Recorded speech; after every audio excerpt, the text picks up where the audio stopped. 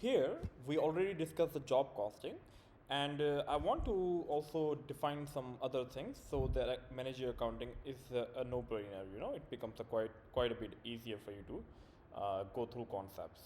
So we did job costing. Let me open where we learned the manufacturing overhead. So we said when you have three manufacturing costs, of course, we have direct material, direct labor, and overhead. Only the overhead is the problematic part to find out how much we're using on making a product, right? Because it's very difficult to say like I use this much of rent to make this product. It's really difficult to say that. So that's why when we're trying to find the overhead, we use two-step way. First we find the predetermined overhead rate, and then we multiply it by the allocation base actually used. So we obviously saw that in the real question.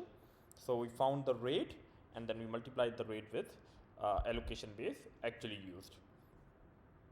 So what I wanted to talk about here is when we find a single rate, which is what we did, right? Predetermined overhead rate. This is called also a blanket rate. And whenever we are using a blanket rate or a single overhead rate, it is referred to as traditional costing.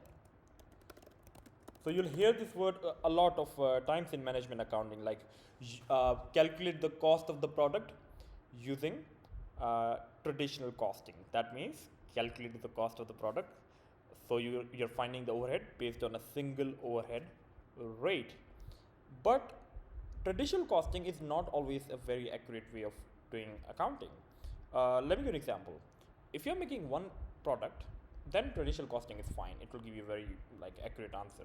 However, if you're making more than one products, now traditional costing is no longer accurate because when we are saying overhead includes a lot of different costs. So for example, if we break down the total overhead into different costs, let's say there might be ordering cost within the overhead. There might be inspection cost within the overhead. There might be, let's say, machine setup cost within the overhead. So these are things we would be doing under the overhead. So when we are doing the single rate, we are taking the total overhead, means combination of all of these costs, and then dividing it by a single allocation base to find a single rate.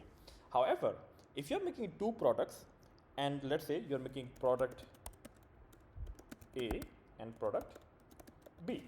So if my product A is only using the ordering and inspection part of, let's say, the overhead, and it's not using any machine setup. So logically speaking, the machine setup cost from the overhead should not be allocated to the product A. It should not be distributed to product A because it didn't use any, right? So that's the problem when you're making more than one products.